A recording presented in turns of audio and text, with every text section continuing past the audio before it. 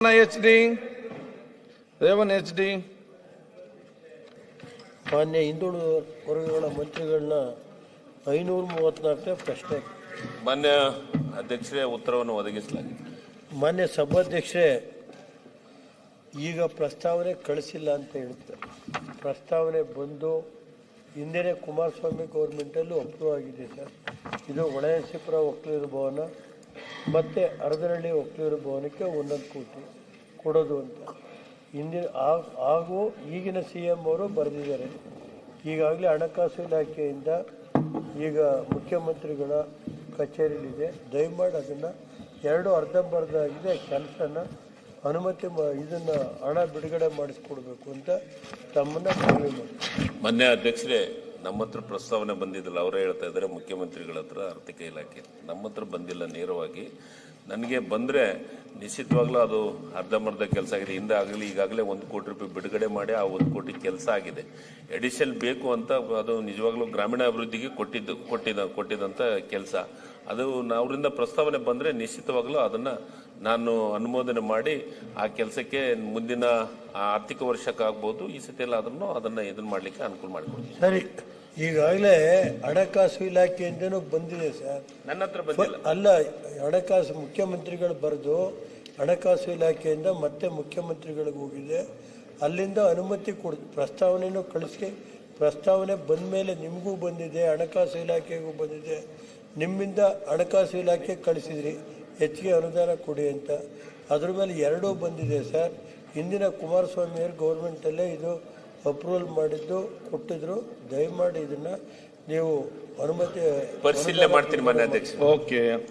HD, raven HD. ಮಾನ್ಯ ಹಿಂದುಳಿದ ವರ್ಗಗಳ ಮಂತ್ರಿಗಳನ್ನ 534ನೇ ಪ್ರಶ್ನೆ. ಮಾನ್ಯ ಅಧ್ಯಕ್ಷರೇ, ಉತ್ತರವನ್ನು ಒದಗಿಸಲಾಗಿದೆ.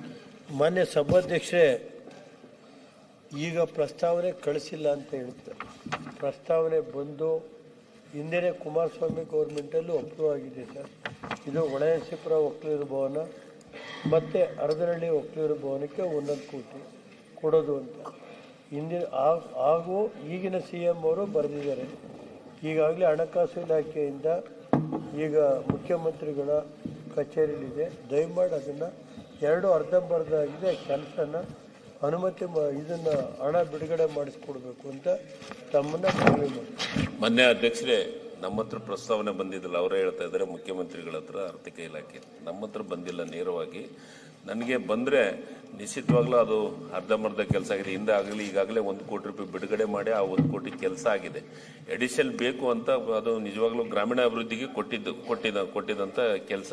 ಅದು ಅವರಿಂದ ಪ್ರಸ್ತಾವನೆ ಬಂದರೆ ನಿಶ್ಚಿತವಾಗ್ಲೂ ಅದನ್ನು ನಾನು ಅನುಮೋದನೆ ಮಾಡಿ ಆ ಕೆಲಸಕ್ಕೆ ಮುಂದಿನ ಆರ್ಥಿಕ ವರ್ಷಕ್ಕಾಗ್ಬೋದು, ಈ ಸತಿ ಎಲ್ಲ ಅದನ್ನು ಇದನ್ನು ಮಾಡಲಿಕ್ಕೆ ಅನುಕೂಲ ಮಾಡಿಕೊಡ್ತೀನಿ. ಸರಿ, ಈಗಾಗಲೇ ಹಣಕಾಸು ಇಲಾಖೆಯಿಂದನೂ ಬಂದಿದೆ ಸರ್. ನನ್ನ ಹತ್ರ ಬಂದಿಲ್ಲ. ಅಲ್ಲ, ಹಣಕಾಸು ಮುಖ್ಯಮಂತ್ರಿಗಳು ಬರೆದು ಹಣಕಾಸು ಇಲಾಖೆಯಿಂದ ಮತ್ತೆ ಮುಖ್ಯಮಂತ್ರಿಗಳಿಗೆ ಹೋಗಿದೆ.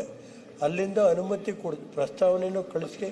ಪ್ರಸ್ತಾವನೆ ಬಂದ ಮೇಲೆ ನಿಮಗೂ ಬಂದಿದೆ, ಹಣಕಾಸು ಇಲಾಖೆಗೂ ಬಂದಿದೆ. ನಿಮ್ಮಿಂದ ಹಣಕಾಸು ಇಲಾಖೆ ಕಳಿಸಿದ್ರಿ ಹೆಚ್ಚಿಗೆ ಅನುದಾನ ಕೊಡಿ ಅಂತ. ಅದ್ರ ಮೇಲೆ 2 ಬಂದಿದೆ ಸರ್. ಹಿಂದಿನ ಕುಮಾರಸ್ವಾಮಿಯವ್ರ ಗೌರ್ಮೆಂಟಲ್ಲೇ ಇದು ಅಪ್ರೂವಲ್ ಮಾಡಿದ್ದು ಕೊಟ್ಟಿದ್ರು. ದಯಮಾಡಿ ಇದನ್ನ ನೀವು ಅನುಮತಿ ಪರಿಶೀಲನೆ ಮಾಡ್ತೀನಿ ಮಾನ್ಯ ಅಧ್ಯಕ್ಷ. ಓಕೆ. ಕಿರಣ್ ಕುಮಾರ್ ಕೋಡ್ಗಿ. ಹೆಚ್ಚಿನ ವಿಡಿಯೋಗಳಿಗೆ ಪ್ರತಿಧ್ವನಿ YouTube ಚಾನೆಲ್ ಸಬ್ಸ್ಕ್ರೈಬ್ ಮಾಡಿ, ಬೆಲ್ ಐಕಾನ್ ಕ್ಲಿಕ್ ಮಾಡಿ.